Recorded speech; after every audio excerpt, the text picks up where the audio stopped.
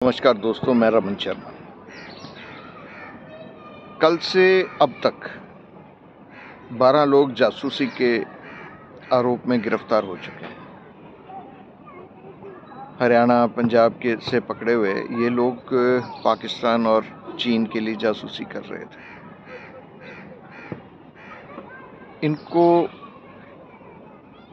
ऐसी क्या ज़रूरत थी जो देश के खिलाफ काम कर रहे थे और अपने आप को देश के सामने एक ऐसी छवि के साथ रख रहे थे कि इनसे बड़ा कोई देशभक्त है ही नहीं।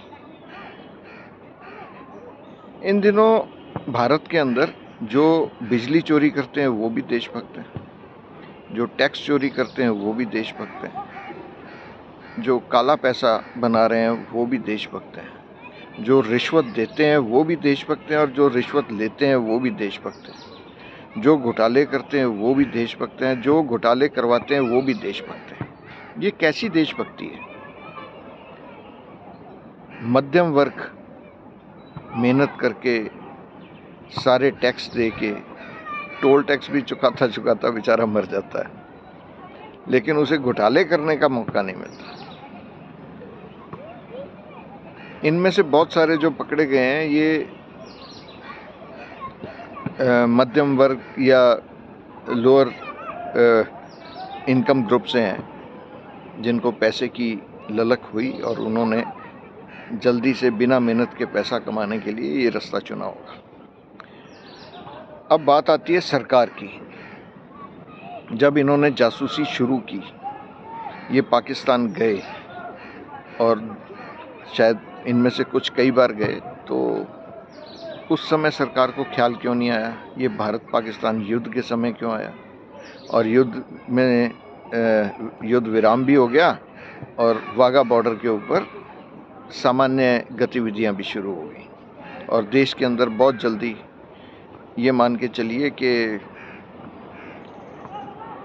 व्यापार भी शुरू होने जा रहा है।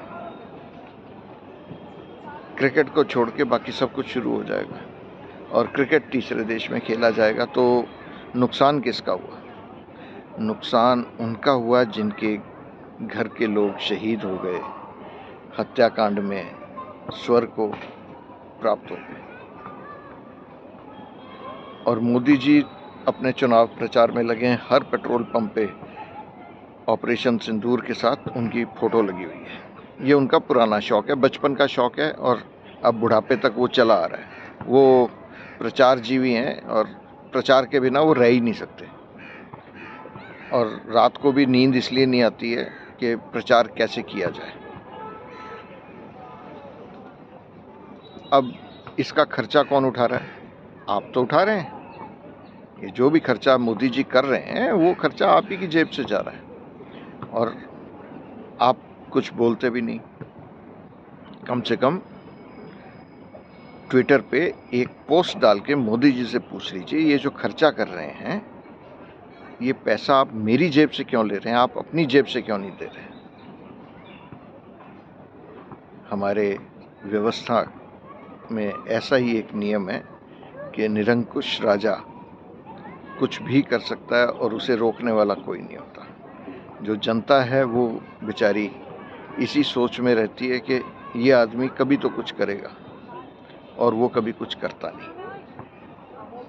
आवाज़ उठानी पड़ेगी, आवाज़ उठाइए, अपनी जेब का धन जेब में रखिए, उसे चोरी होने से बचाइए। नमस्कार, धन्यवाद।